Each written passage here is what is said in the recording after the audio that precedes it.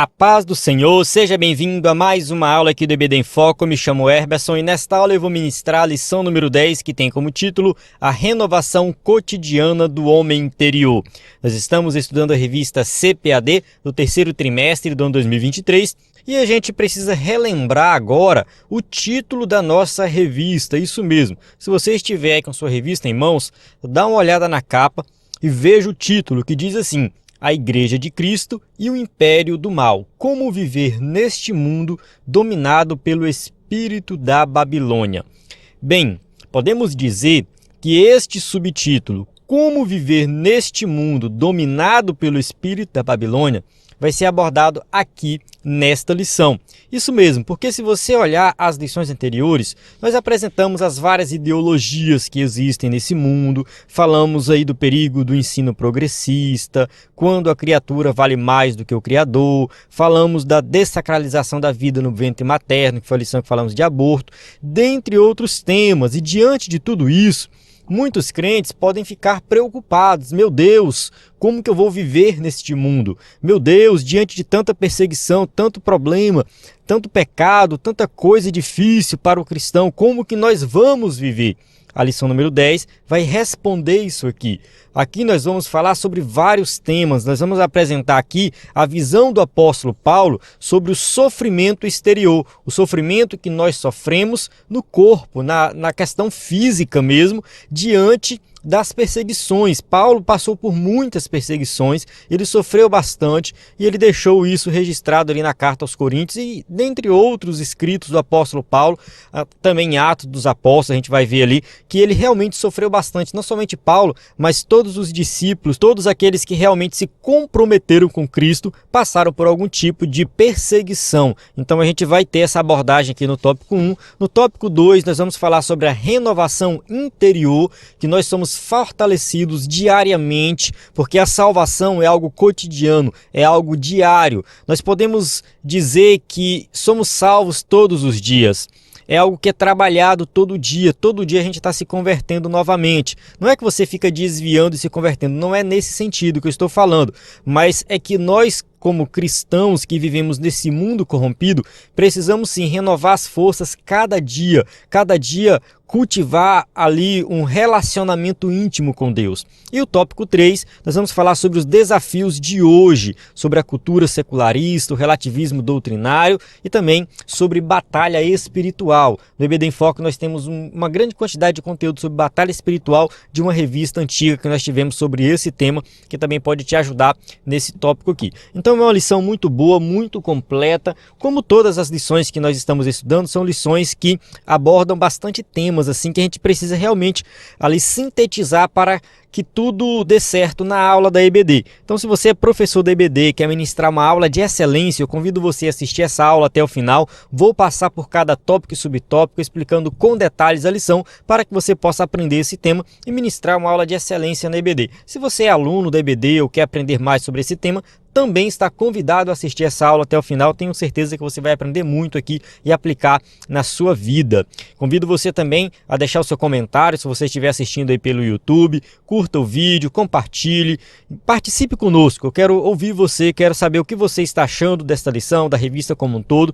Eu tenho certeza que tem sido uma bênção, né? Então você pode deixar o seu comentário aí. Aqui nessa aula eu vou usar o slide em PowerPoint, um slide 100% baseado na revista, com imagens de qualidade que vem pronto para ser usado, que você pode usar na sua igreja. Isso mesmo, você pode usar este slide aqui na sua aula da EBD. Com o slide pronto, você tem muito mais tempo para estudar, se dedicar no estudo, para se aprofundar aí no conteúdo. Nós temos experiência com a produção de slides subsídios da EBD, temos muito conteúdo na nossa plataforma, porque nós temos uma equipe qualificada que produz esse conteúdo toda semana aqui, para que você realmente possa ter um suporte completo no WhatsApp, conteúdo no site, no aplicativo, algo de excelência. Então acesse o nosso site, no conteúdo da assinatura dá direito a slide de adultos e jovens e vários bônus, como slide de escatologia, sermões em PDF, curso básico de teologia e cursos diversos. Então acesse o nosso site ebdenfoco.com ou envie uma mensagem no nosso WhatsApp. Na descrição do vídeo tem todas as informações que eu falei aqui, você pode ler com calma, dar uma olhada no site, entrar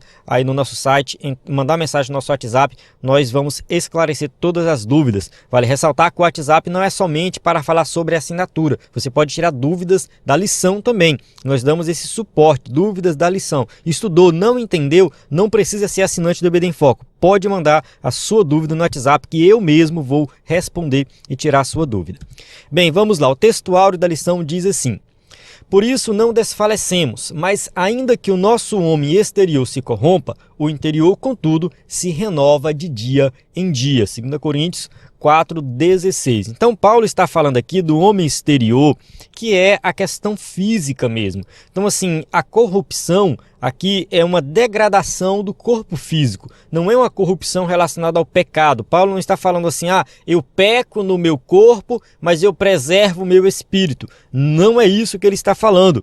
Na aula anterior, nós falamos que a questão do pecado no corpo corrompe o ser humano como um todo. Paulo deixa isso bem claro na sua primeira carta aos Coríntios. Então, se a gente lê esse texto dentro do contexto, a gente vai entender que essa questão do homem exterior se corromper aqui está falando da questão física de perseguição que Paulo sofria muito nesse sentido.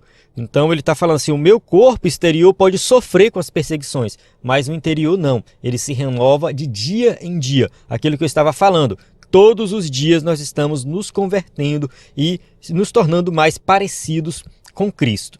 Verdade prática, por instrumentalidade do Espírito Santo, os salvos experimentam a renovação interior em meio às adversidades externas. Então a ideia é essa, diante das adversidades externas, que tem a ver com o corpo exterior, nós somos renovados espiritualmente, porque o Espírito Santo habita dentro de nós. A nossa leitura bíblica em classe se encontra em 2 Coríntios 4, de 11 a 18. Na descrição do vídeo tem um comentário do Visby e do Hernando Dias Lopes, dois comentários de excelência sobre essa passagem. Eu coloquei o comentário de todo o capítulo 4 para você estudar o contexto, o texto e o contexto dessa passagem bíblica. Eu vou avançar aqui essa leitura, durante a aula a gente vai citar alguns versículos e explicar com detalhes aqui. Introdução, diz assim: as adversidades externas são uma incontestável realidade, ou seja, existe, a gente não pode negar.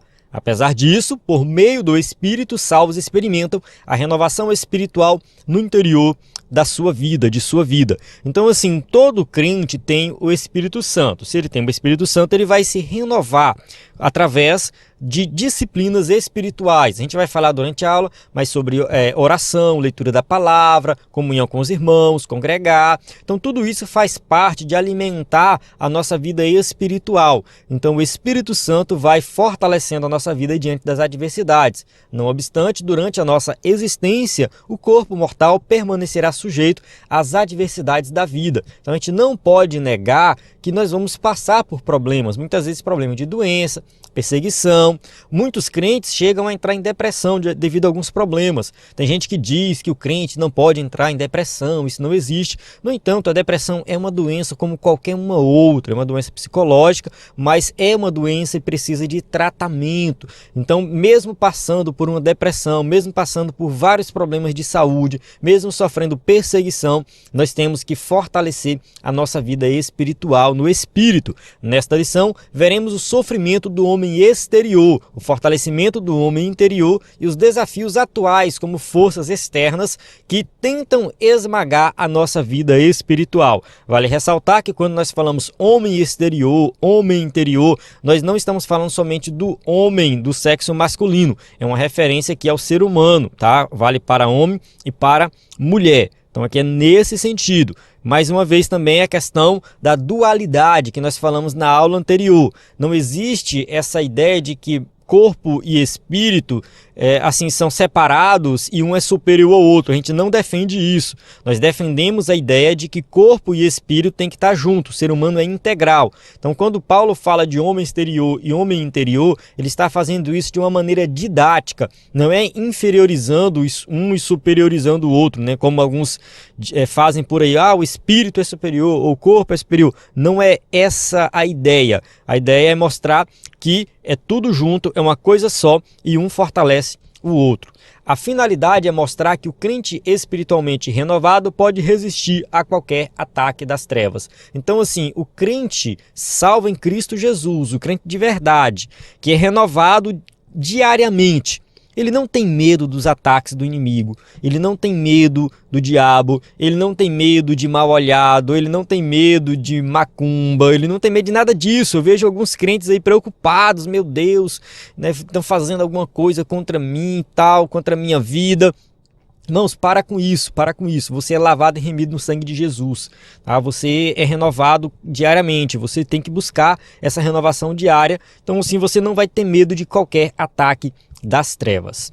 Tópico 1, o sofrimento exterior. 1.1, a experiência de Paulo. O apóstolo Paulo é um exemplo de um homem que sofreu adversidades externas, mas não perdeu a solidez na vida espiritual. Então, assim, a gente tem o exemplo de Cristo, que passou por todo tipo de perseguição, que foi crucificado, enfim. Cristo é nosso exemplo superior. No entanto, a gente pode olhar também para a vida dos apóstolos, Paulo, Pedro, João, todos eles passaram por muitas dificuldades, muito sofrimento. A gente tem assim, mais detalhes da vida de Paulo, né? Paulo escreveu suas cartas, ele deixou ali algumas informações bem específicas da sua vida. A gente tem Atos dos Apóstolos também que dedicam uma boa parte para a vida de Paulo. Então a gente tem Paulo como um exemplo de alguém que sofreu as adversidades externas, mas não desistiu da vida espiritual. Tá? Paulo não desistiu. Eu vejo pessoas aí que desistem da vida cristã, aceita Jesus, está animado e tal, está na igreja, de repente a pessoa desvia, a gente vai procurar saber o que foi. Ah, não, porque eu passei por um processo de divórcio e aí eu não desanimei, não fui mais para a igreja. Ah, porque eu comecei a trabalhar e aí fiquei sem tempo de ir na igreja e eu desviei. Sabe, uma coisa assim simples, umas coisas assim bestas, sabe? Uma coisa assim, a adversidade é uma coisa tão pequena e de repente a pessoa já está no mundo. Eu me pergunto se essas pessoas se converteram de verdade.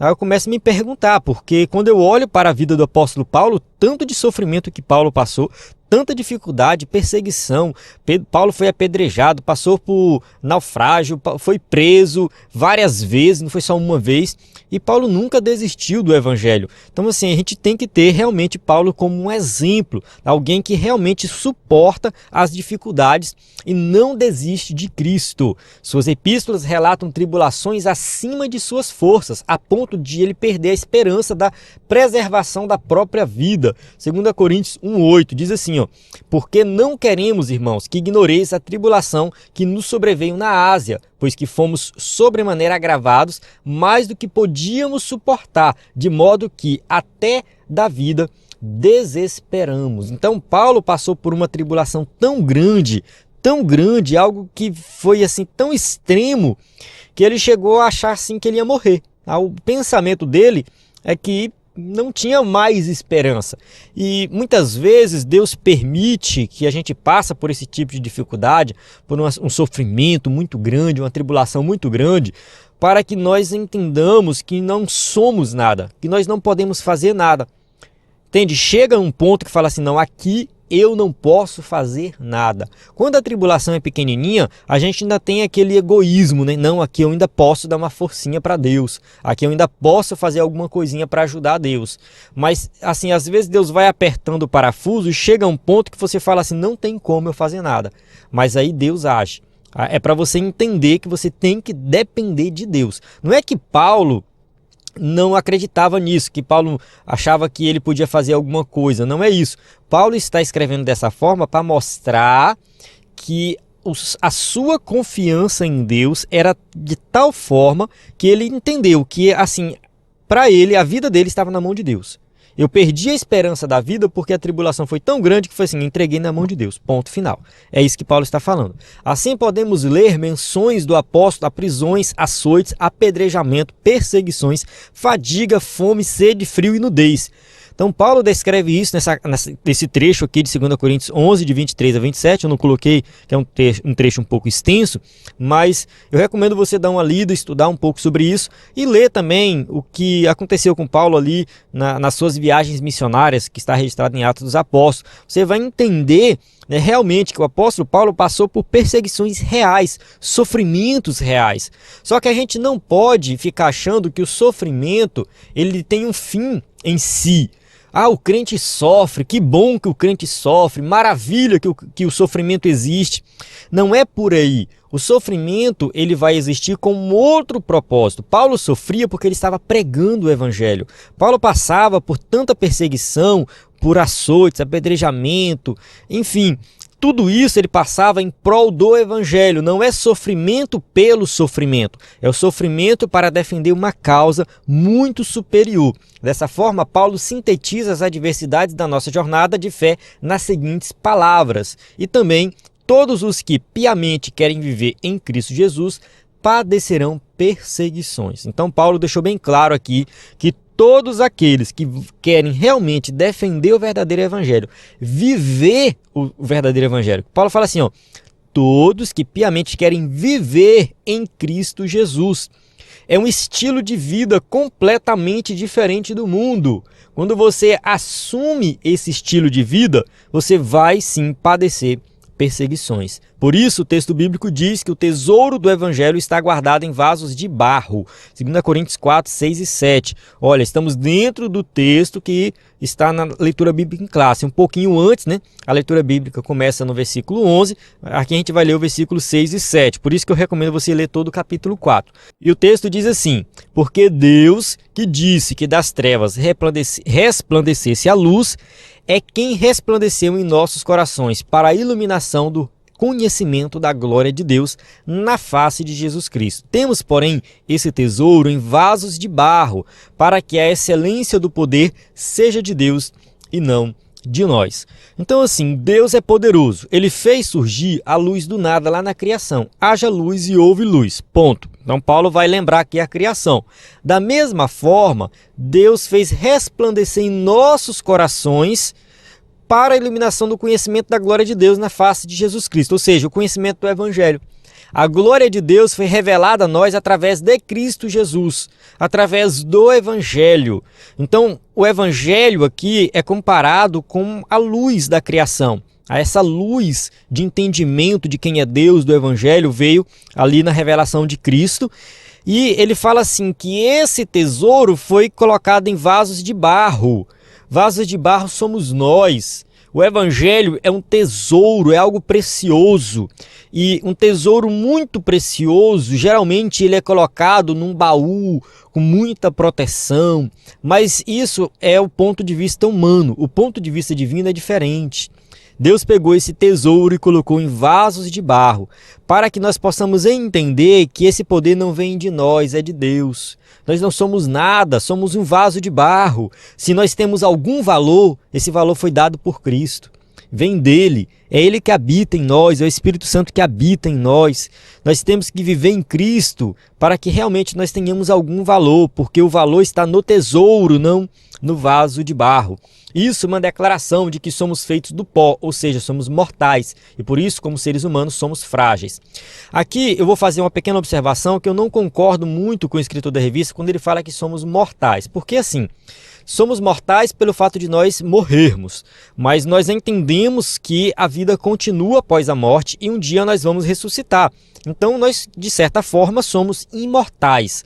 Tem um texto do C.S. Lewis que ele fala sobre esse tema e ele diz assim: quando você trata com o seu próximo, você está tratando com um imortal, com alguém que vai viver para sempre. Entende? São com pessoas, com seres imortais que você faz piada, é com seres imortais que você se casa, é com seres imortais que você se relaciona no trabalho. Então, assim, o ser humano, ele foi criado para viver para sempre. Ele não vai deixar de existir. Nós acreditamos nisso. Só que assim, nós somos feitos do pó. Dependemos do nosso Criador. Então, para nós termos realmente algum valor, precisamos de Cristo na nossa vida. Mas nós temos uma vida eterna, seja para a glória com Cristo, ou seja, passar a eternidade com Ele, ou na condenação eterna. Mas o ser humano foi criado para viver para sempre. Nesse aspecto, o homem exterior padece e sofre ataques por causa da cruz. 2 Timóteo 2,10. Portanto, tudo sofro por amor dos escolhidos, para que também eles alcancem a salvação que está em Cristo Jesus com glória eterna. Olha só aquilo que eu falei anteriormente. O sofrimento não pode ter um fim em si mesmo. O sofrimento, ele tem um propósito, ou seja, você sofre porque você está lutando por uma causa. E Paulo fala assim: eu sofro por amor dos escolhidos. Eu sofro para que eles alcancem a salvação em Cristo, com glória eterna. É por isso que eu sofro. Então Paulo não sofre por sofrer. Paulo não fica exaltando o sofrimento como se, o crente tem que sofrer.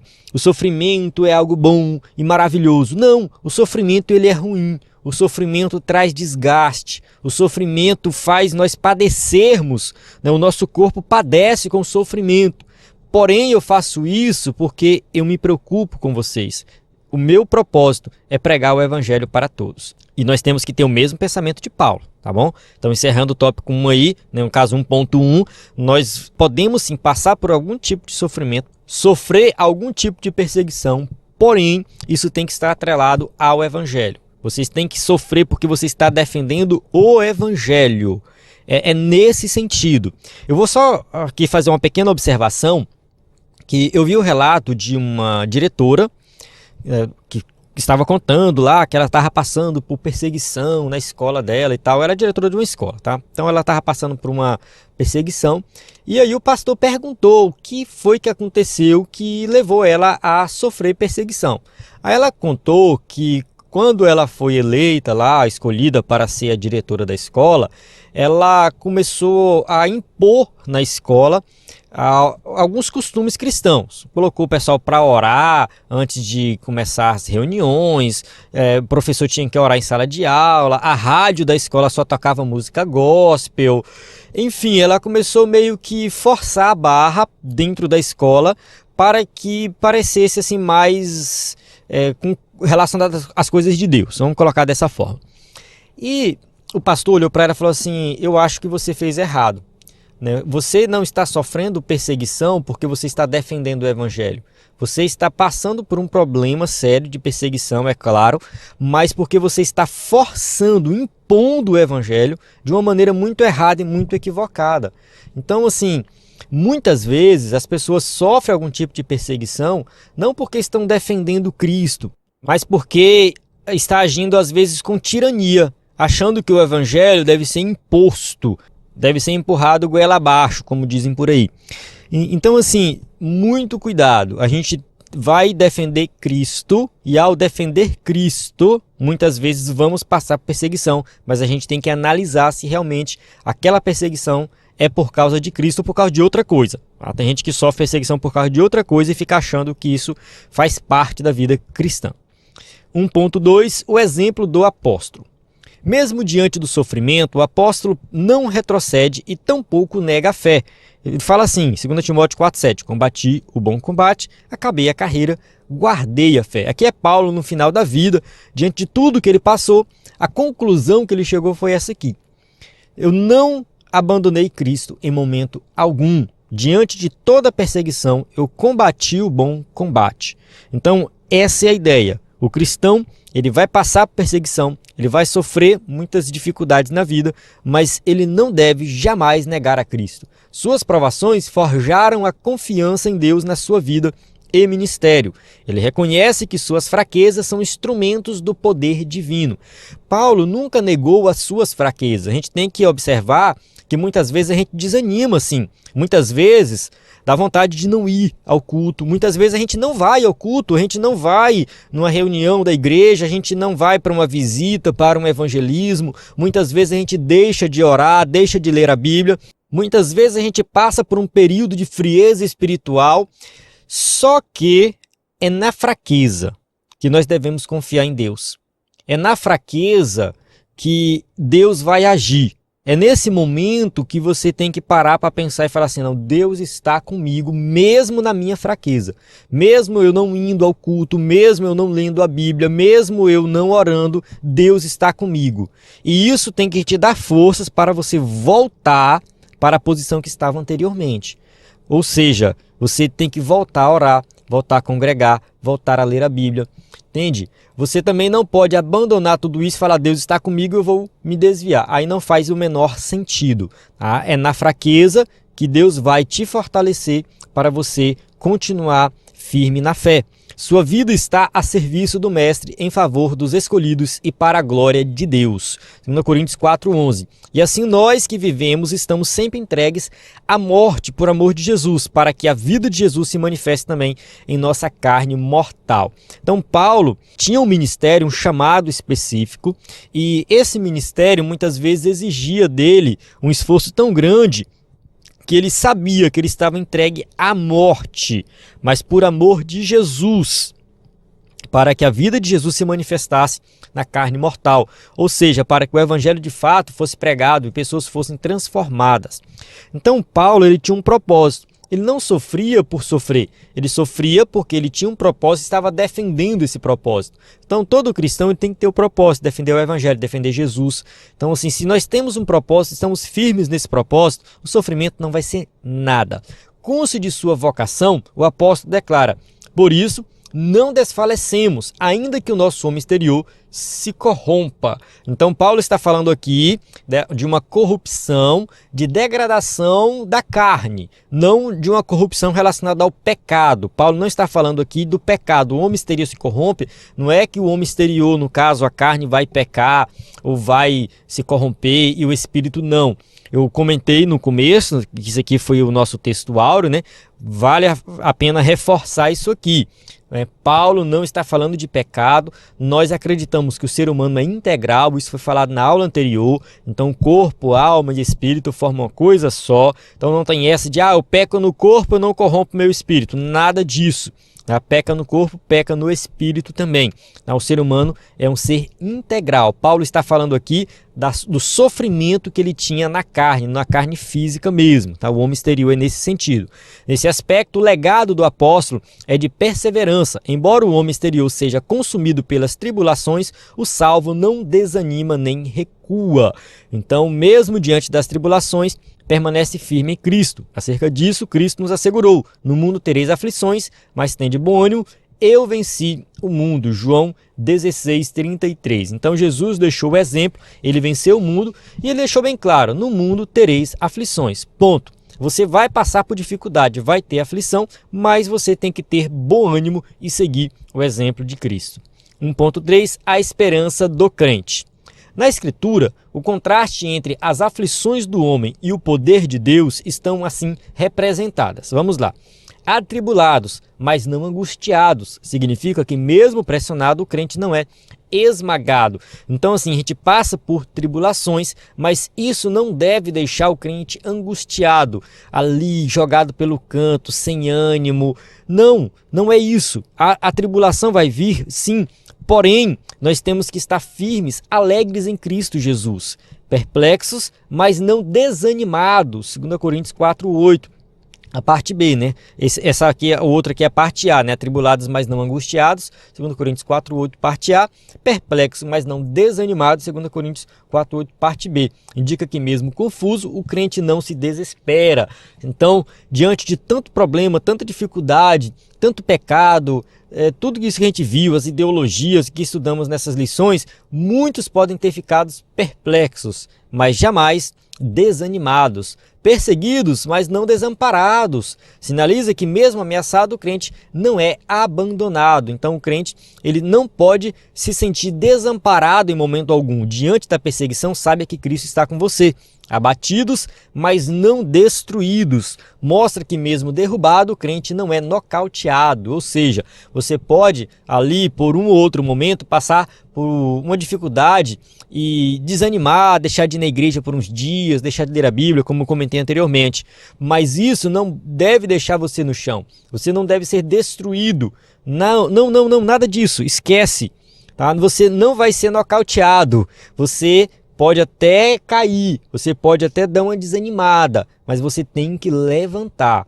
O texto ensina que, embora o nosso corpo esteja sujeito ao pecado e ao sofrimento, Deus sempre provê um meio de escape. 1 Coríntios 10:13, não veio sobre vós tentação senão humana, mas fiel é Deus, que não vos deixará tentar acima do que podeis. Antes, com a tentação, dará também o escape para que possais suportar. Então Deus vai permitir que nós sejamos tentados, passamos por tribulações, porém Deus sabe o nosso limite e Ele vai prover o escape. De alguma forma, nós vamos ter uma saída. Nosso Senhor obteve êxito sobre a morte e, do mesmo modo, temos esperança da vitória e da vida eterna. 2 Coríntios 4:14, sabendo que o que ressuscitou o Senhor Jesus nos ressuscitará também por Jesus e nos apresentará convosco. Então nós temos essa esperança de um dia ressuscitar, assim como Cristo ressuscitou. Nós vamos ter êxito sobre a morte. Temos que entender que a vida é eterna. Não vamos nos limitar a essa vida terrena. Diante das dificuldades, das tribulações, tudo que nós passamos aqui, isso é muito pequeno diante da grande recompensa que receberemos no céu, na vida eterna. Mais na frente, nós vamos tratar sobre essa questão, sobre esse tema, mas já adiantando, o sofrimento aqui é muito pequeno, não se compara com as glórias que vamos receber no futuro. Portanto, como cristão, não podemos deixar de guardar a bem-aventurada esperança em Cristo. Nossa esperança é que Cristo vai voltar, Ele vai restaurar a criação, vai nos dar um novo corpo e nós vamos viver eternamente com Ele. Tópico 2, a renovação interior. 2.1, o fortalecimento diário. Bem, vamos lá. A Bíblia enfatiza que o Espírito Santo é o agente que habilita o cristão a manter-se firme na adversidade. João 14, 16, 17. E eu rogarei ao Pai, e Ele vos dará outro Consolador, para que fique convosco para sempre, o Espírito da verdade, que o mundo não pode receber, porque não o vê, nem o conhece, mas vós o conheceis, porque habita convosco e estará em vós. Então, uma passagem muito conhecida, Jesus falando do Espírito Santo, que é o nosso Consolador. Ele vai habitar para sempre conosco. O mundo não recebe, o ímpio não tem o Espírito Santo porque não o conhece, mas nós temos o Espírito Santo, ele habita conosco.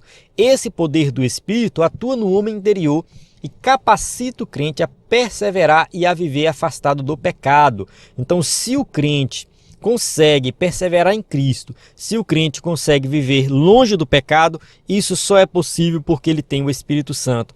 E o Espírito Santo é que conduz nesse sentido. Então o crente precisa perseverar, viver afastado do pecado na dependência do Espírito. Assim, apesar da fraqueza e do sofrimento exteriores, o nosso interior, contudo, se renova de dia em dia. Isso é a operação do Espírito que qualifica o salvo a não desfalecer. Então Paulo faz essa questão do interior e do exterior para mostrar que o corpo exterior pode passar por degradação, o corpo exterior ele pode sofrer, ele pode, envelhecer, ele pode passar por vários problemas físicos mesmo, da questão da perseguição. No entanto, o interior se renova de dia em dia. É isso. A gente não pode ficar achando que a perseguição, que é algo exterior, deve afetar o nosso interior, porque é ali no nosso interior que nós buscamos a Deus. Do ponto de vista das disciplinas espirituais práticas, esse renovo ocorre por meio da santificação pessoal, fidelidade, reverência, oração, jejum e temor a Deus. Essa lista aqui não é uma lista completa. Isso aqui é só algo que veio na mente do escritor da revista quando ele estava escrevendo essa lição. E talvez ele não quis se estender além disso aqui. Mas, assim, tem várias disciplinas espirituais que nós podemos colocar em prática na nossa vida. Talvez um culto doméstico entraria aqui. Que, quem sabe você fazer na sua casa um culto doméstico. Isso vai fortalecer a sua vida espiritual, a comunhão, caso aí na sua família. Você pode, quem sabe, na sua igreja trabalhar com células. Tem igreja que trabalha com células. E dá muito certo. Não é só a igreja batista, presbiteriana, não. As igrejas, a Assembleia de Deus também estão adotando e tem dado certo. Então, assim, nós precisamos buscar meios para fortalecer a nossa vida espiritual. É claro que a oração, a leitura da palavra, o jejum, tudo isso entra aqui também. Então, você que é crente, precisa de alguma forma tirar um momento ali para meditar na palavra, para orar. Sabemos que é muito difícil no mundo corrido de hoje, às vezes a gente não tem tempo, não tem um espaço, mas não se preocupe, não se cobre muito nesse sentido. Tá? Se você não consegue orar todos os dias, ore 2 vezes na semana, ore 3 vezes na semana, procure chegar um pouco mais cedo no culto, dobre os seus joelhos e ore um pouco, procure orar na EBD, não sei, mas você consegue trabalhar isso durante a semana, eu acredito que sim. Tá? Você tendo essas disciplinas, você vai fortalecer, você vai se renovar cada vez mais. Então, portanto, não podemos permitir que a aflição nos desanime, mas devemos renovar o nosso compromisso em servir a Cristo e permitir que o poder do Espírito Santo nos fortaleça dia a dia. 1 Coríntios 6,13, vigiai, estais firmes na fé, portai-vos varonilmente e fortalecei-vos. Então isso aqui são ações que nós temos que fazer.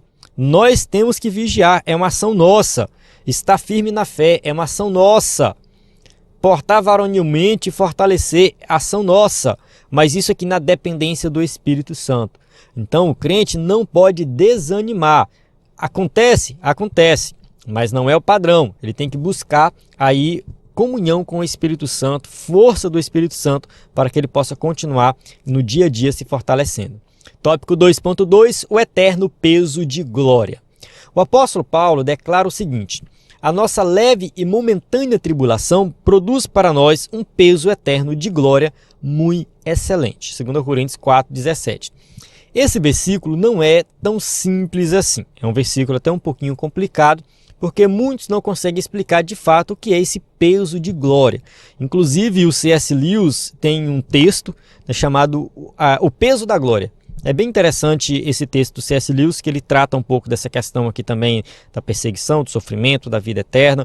O C.S. Lewis, assim, ele conclui lá no seu texto, né, que essa questão da glória é ser reconhecido por Deus lá na eternidade.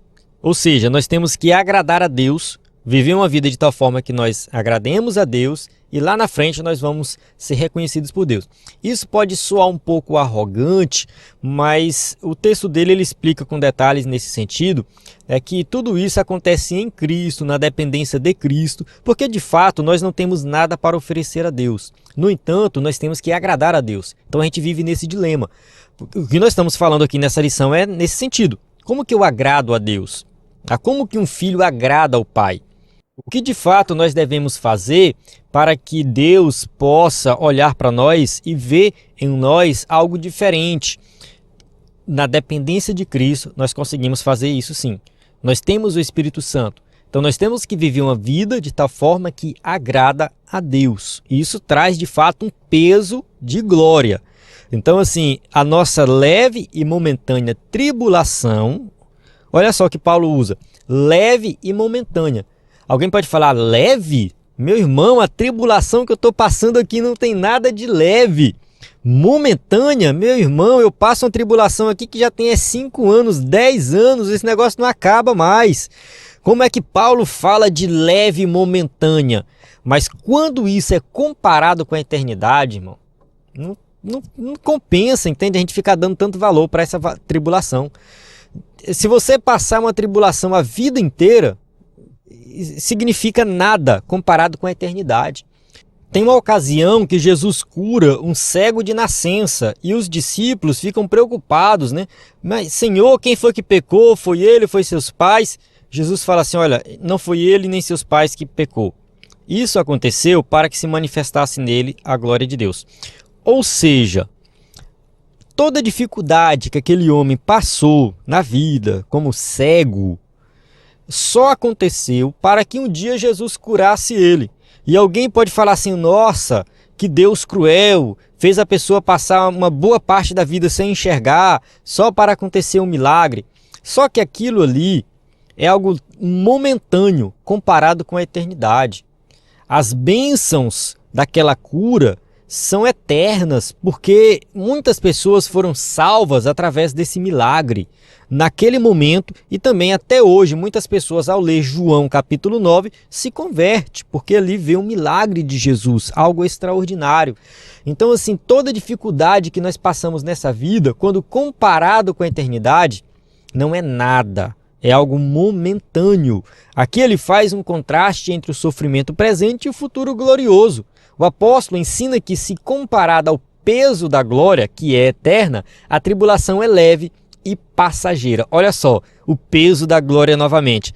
Então, quando a gente compara as nossas tribulações, dificuldades nessa vida, com o peso da glória, as tribulações se tornam leves. Não faz o menor sentido a gente ficar aí preocupado com todas as tribulações. É claro que a tribulação vai trazer sofrimento, dificuldade, mas a gente sempre tem que ter um olhar na eternidade.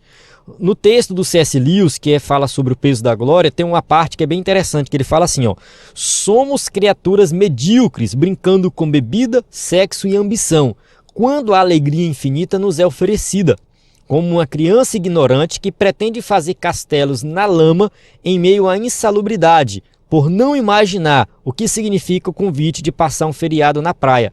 Nós nos contentamos com muito pouco. Eu acho interessante esse trecho aqui, porque é uma realidade. Nós vivemos nesse mundo preocupados com dinheiro, pecando nessa área financeira, pecando na área sexual, pecando na área do egoísmo, da ambição, do orgulho, muitas vezes dentro da igreja, querendo posição, brigando, aquela confusão. E Deus tem para nós uma eternidade. Deus tem para nós uma alegria infinita, eterna. Ele está oferecendo para a gente algo extraordinário. E a gente perde o tempo com tanta besteira aqui. Então assim, comparando o que a gente vai conquistar na eternidade, o que a gente vive nessa vida não é nada. Então a gente tem que valorizar aquilo que é mais importante. Nesse sentido, a adversidade serve como instrumento encorajador do homem interior, impulsionando a prosseguir. E que a fé se renova à medida que o crente é capaz de suportar as tribulações. Filipenses 3, 13 e 14 diz assim, ó: irmãos, quanto a mim, não julgo que o haja alcançado, mas uma coisa faço, e é que, esquecendo-me das coisas que atrás ficam e avançando para as que estão diante de mim, prossigo para o alvo pelo prêmio da soberana vocação de Deus em Cristo Jesus. Então assim, Paulo está preocupado com a eternidade. Paulo está pensando na eternidade. Paulo dormia e acordava pensando na eternidade. Paulo pregava pensando na eternidade. Eu fico vendo hoje algumas igrejas que não tem mais pregação que fala do céu, que fala da vida eterna, que fala de coisas que realmente têm valor. Fica preso nas coisas terrenas. Pregações, né, voltadas para bens financeiros, para a vida boa aqui nessa terra. E a gente tem que entender que a vida aqui ela é importante, sim, temos que valorizar a vida aqui. Podemos até ver a vida eterna como uma extensão dessa vida aqui, do que nós vivemos aqui. Porém, nós estamos olhando para coisas finitas e esquecemos das coisas infinitas. Porque quando você olha para um bem material, é algo finito, isso vai ficar aqui. Agora, quando você olha para o seu próximo e você ama o seu próximo e faz algo para o seu próximo, você está ajudando alguém que é eterno. Você está ajudando alguém que tem uma vida infinita. Você está fazendo algo infinito. Observe que quando Jesus fala ame o próximo como a ti mesmo, faça algo pelo próximo, que ele conta a parábola do samaritano e tudo mais, enfatiza essa questão do próximo, Jesus está mostrando o valor da vida eterna, de fazer coisas que te valem por toda a eternidade, porque o teu próximo vai estar contigo na eternidade. Você vai para o céu com ele, você vai viver com ele para a eternidade. Então assim, eu vejo pessoas hoje prejudicando os outros para conquistar um bem material, para conquistar uma posição terrena que vai acabar aqui. Esquece de que se você abandonar as coisas terrenas e olhar para as coisas eternas, você vai viver muito melhor e vai ser muito, mas muito mais feliz. A gente tem que olhar nesse sentido. Portanto, faz-se necessário sermos sábios diante da tribulação, fugindo da murmuração e reconhecendo que as lutas, segundo o critério de Deus, são inevitáveis. Então, as lutas vão acontecer, as tribulações vão acontecer, fazem parte dessa vida terrena, mas quando nós temos o olhar na eternidade, aí sim a gente vê que tudo isso aqui é passageiro, é leve e momentâneo. Entretanto, as Escrituras ratificam que as aflições deste tempo não podem ser comparadas com a glória do porvir. Agora, Romanos 8,18. Porque para mim tenho por certo que as aflições deste tempo presente não são para comparar com a glória que nos há de ser revelada. Observe que essa glória ainda vai ser revelada. Nós temos um vislumbre dessa glória. Nós temos uma apresentação mínima, pequena. A nossa mente não tem ainda a capacidade de compreender o que vai ser na eternidade, mas nós ansiamos pela eternidade, nós pensamos na eternidade, nós almejamos a eternidade. Então essa eternidade existe. Nós vamos estar lá um dia com Cristo. Isso é tão maravilhoso, é tão extraordinário, que eu não posso jamais comparar as aflições do tempo presente com essa glória. Não tem comparação. Então, assim, está passando por uma dificuldade, está passando por uma tribulação, fique firme, permaneça firme, porque no futuro você vai ter uma vida eterna de glória por toda a eternidade. Não vale a pena você abandonar Cristo por causa de uma tribulação nessa vida terrena aqui. É muito curta essa vida, irmão. Não faz o menor sentido. Entende? Você vai viver 60, 70 anos, alguns chegam a 100 anos com muita dificuldade e tribulação. Comparar isso com a eternidade não faz sentido. Eu gosto de fazer a seguinte comparação. Imagina o seguinte, imagina uma linha de 1 metro. Aí você faz uma linha de 10 metros. Você olha para a linha de 1 metro e olha para a linha de 10 metros, você vê que dá para comparar. Ou seja, tem uma comparação, uma linha de 1 metro com uma linha de 10 metros. Agora pega essa linha de 10 metros e faz uma linha de 100 metros, transforma ela em 100 metros. Quando você compara 100 metros com 1 metro, você já vê que a comparação já é, né, bem diferente. Nossa, 100 metros para 1 metro. Agora você pega essa linha de 100 metros e transforma ela em uma linha de 1000 metros. Se você olhar para uma linha de 1000 metros e você olhar para a linha de 1 metro, a linha de 1 metro parece um ponto. Entende?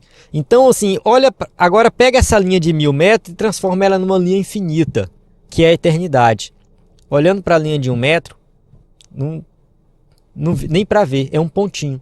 Então, assim, a nossa vida aqui, de 60, 70, 100 anos, comparado com a eternidade, é um ponto, irmão. É um ponto na existência. Você está trocando a vida eterna com Cristo por um ponto, algo pontual, momentâneo. Se a gente for parar para pensar, toda dificuldade, tribulação que vivemos aqui nessa terra é algo momentâneo, comparado com toda a eternidade que nós temos pela frente. 2.3, a visão da eternidade. Já que estamos falando de eternidade, né, vamos nos aprofundar aqui.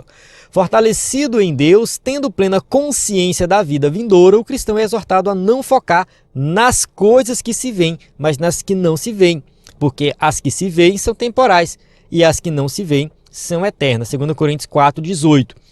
Então aqui eu posso até voltar ao meu exemplo de você prejudicar o próximo para ter um bem material, para ter uma posição. Entende? Você está trocando uma coisa que não se vê, que é o amor ao próximo, a comunhão com o próximo, que você não consegue palpar isso, ver isso, por algo que você consegue ver e palpar, né? Por um bem material. Não foque nas coisas que se veem, ou seja, esquece a posição, esquece o status, esquece os bens materiais e vai para a comunhão com o próximo, vai para a fidelidade a Deus, vai, entende, para ações, atitudes que envolvem, né, um tesouro no céu. Foi isso que Jesus falou. Jesus fala muito essa questão do tesouro, apontando para algo que é eterno. Entende? Esquece os tesouros terrenos e olhe para aquilo que é um tesouro no céu. Ajunte riquezas eternas. Então essas coisas terrenas são temporais. Elas vão passar. É um ponto. Contrastando as coisas visíveis com as invisíveis, as temporárias com as eternas, o apóstolo Paulo apela ao exercício da fé bíblica como uma importante motivação para o crente não desfalecer nas tribulações. Então, como está escrito em Hebreus 11:1, A fé é o firme fundamento das coisas que não se veem, ou seja, você não vê, mas é eterno. Então é nesse sentido. Tá? Olhe para a eternidade. Nesse caso, somado à renovação diária, o crente deve viver sob a perspectiva da eternidade. Aqui a gente tem que evitar um extremo de pensar somente na eternidade e esquecer da vida aqui na Terra. Também isso deve ser evitado. A gente tem que viver a vida aqui na Terra, procurar viver bem aqui na Terra, vinculado à eternidade, entendendo a eternidade como a extensão dessa vida terrena. O texto do C.S. Lewis ele fala isso também. Eu estou falando muito do C.S. Lewis porque eu estou lendo um livro dele e o C.S. Lewis trata de vários temas. Eu gosto muito dele, acho que é o autor que eu mais leio, que eu mais gosto. Ele é o autor das Crônicas de Nárnia, mas ele tem vários outros livros de teologia, né? No caso de reflexões teológicas. Um texto que eu li recente dele, O Peso da Glória, fala muito desse tema, né? Eu vou até ler mais um trecho aqui que ele fala assim, ó: aqueles que alcançaram a vida eterna na visão de Deus sabem muito bem, sem sombra de dúvida, que isso não é o resultado de mero suborno, mas a própria consumação de seu discipulado terreno. Olha só, o C.S. Lewis entendeu muito bem, muito perfeitamente. A vida eterna é uma consumação do discipulado terreno, ou seja, da vida que você tem aqui nessa terra. É uma continuação, irmão. Você vai consumar a sua vida terrena com a vida eterna. Então, pensa nessa perspectiva. Você tem que viver bem aqui nessa terra para você continuar ali na eternidade e, de fato, você receber o seu galardão, como está aqui na imagem do slide. Então, por acaso, o apóstolo Paulo escreveu: pensai nas coisas que são de cima e não nas que são da terra. Tópico 3, os desafios de hoje. 3.1, cultura secularista. O espírito da Babilônia, por meio da cultura secularista, procura esmagar a vida espiritual dos crentes. Então, assim, o espírito da Babilônia, que a gente estudou lá na lição número 1, que domina esse mundo, o mundo de pecado, que está sob o domínio de Satanás, vai contrapor a todas as coisas da vida espiritual. Tudo relacionado ao mundo espiritual, à vida dos crentes, vai sofrer, de alguma forma, uma oposição. Porque o mundo está sob o domínio de Satanás e Satanás significa adversário. Ele vai se opor às coisas de Deus. Então é um sistema materialista, conforme estudamos até aqui, que nega a realidade espiritual, a existência de Deus, a verdade bíblica e todo o conjunto de valores provenientes da palavra de Deus. Então o mundo que nós vivemos é um mundo materialista. Entende? É um mundo que pensa no consumo, no lucro, enfim, na vida material, explicar tudo de um ponto de vista material e esquece do espiritual. E nós cremos no mundo espiritual, nós cremos na vida espiritual. Diante desse ataque, o Altíssimo continua a buscar um povo que seja renovado por dentro, resista aos ataques externos e tome posição contra o advento do mal. Então a posição do crente diante de tudo que acontece nesse mundo é uma posição muito específica, porque o crente está vivendo dentro do contexto do reino de Deus. E no contexto do reino de Deus, ele se opõe a tudo que vem do reino de Satanás, vem do mundo, vem do maligno. E o crente ele tem posicionamento, e esse posicionamento mostra que ele realmente vive em um reino diferente, e ele vai resistir a todos os ataques externos. 3.2, relativismo doutrinário. Outro ataque que procura matar a nossa vida espiritual é o processo de desconstrução dos fundamentos da fé. Não podemos tolerar a relativização doutrinária. Sabemos que a questão do relativismo é uma característica do mundo pós-moderno, né? O relativismo é aquela ideia de que não existe certo e errado, o que é certo para um pode ser errado para o outro, e está tudo bem, tudo tranquilo. Todas as religiões são equivalentes e aquela coisa toda.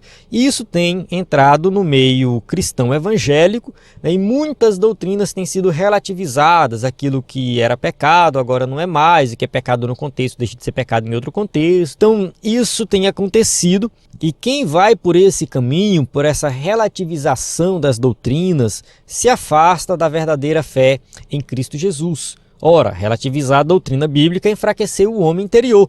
Não há como renovar a nossa vida espiritual sem ter em alta conta a palavra de Deus. Então, assim, se a gente relativiza a palavra de Deus, A gente vai se sustentar como? Não faz o menor sentido. Nós temos que nos sustentar através da palavra de Deus. Então não se pode fazer uma releitura seletiva da Bíblia para agregar à igreja os que não aceitam a sã doutrina. O relativismo aliado à ideologia secularista impõe o que deve ser considerado como ideal. Então assim, muitos têm feito uma releitura da Bíblia para encaixar ali alguns pecados, quem quer viver numa prática específica ali de um pecado específico. Então, já que as pessoas não querem mudar, não querem abandonar os seus pecados, nós vamos moldar as escrituras ao pecado dessas pessoas e incluir elas dentro do nosso modelo cristão, um modelo adaptado, né? Uma Bíblia agora que é inclusiva, que algumas palavras são retiradas, algumas passagens são reinterpretadas. É claro que isso é algo inevitável, já está acontecendo e vai continuar acontecendo. E assim, a gente tem que ter o nosso posicionamento. Nós somos contrários e ponto final, nós prezamos pela sã doutrina. Assim, o pecado é aceito e tolerado, porém o crente renovado deve reagir contra essa inversão de valores, resistir ao espírito da Babilônia e batalhar pela fé que uma vez foi dada aos santos. Judas 1:3. Então, diante de todas essas mudanças, de todo esse relativismo, de toda essa inversão de valores, o cristão verdadeiro tem que permanecer firme em Cristo Jesus e não abrir mão da sua fé. 3.3 Batalha espiritual. Todo salvo trava uma batalha espiritual neste mundo. Isso aqui é um fato, a batalha espiritual existe e nós estamos envolvidos nessa batalha. A Escritura diz que Satanás é o Deus deste século e que o mundo jaz no maligno. Então isso aqui não tem como a gente negar. O mundo jaz no maligno. Quem não está com Cristo está sob o domínio do príncipe deste século, como está escrito em Efésios capítulo 2. Dá uma lida em Efésios capítulo 2, versículo 1, 2, 3, ali logo no início. Então quem não está com Cristo está sob o domínio do mundo, domínio do pecado. Então por isso nossa declaração de fé realça que foi com engano que ele começou as suas atividades contra o homem. Então assim, Satanás começa com engano ali, né, com Adão e Eva no jardim.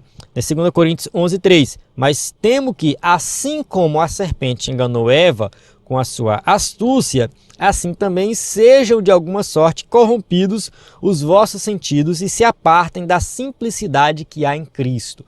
Então Paulo está falando assim, olha, Satanás não mudou. Assim como ele enganou Eva lá, ele pode enganar vocês aqui. Eu temo que isso aconteça. Então não se apartem jamais da simplicidade que é em Cristo. Olha só o que Paulo fala, simplicidade.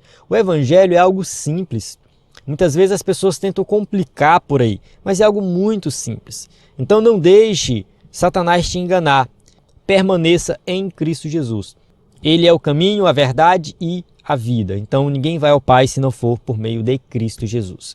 Tá? E é com essa arma que o diabo e seus agentes ainda seduzem as pessoas neste mundo. Então Satanás, ele continua seduzindo, continua enganando, continua tentando. Outro sim, os espíritos malignos têm capacidade de influenciar os que vivem na desobediência, manipulando, aprisionando e colocando pessoas contra Deus. Efésios 2:2, em que noutro tempo, andaste segundo o curso deste mundo, segundo o príncipe das potestades do ar, do Espírito, que agora opera nos filhos da desobediência. Então eu falei agora há pouco para você ler Efésios, então recomendo você fazer a leitura completa, Efésios 2. Aqui está somente o versículo 2, né, dizendo que nós, em outro tempo, andávamos sobre o curso do mundo, segundo o príncipe das potestades do ar, ou seja, seguindo o domínio de Satanás.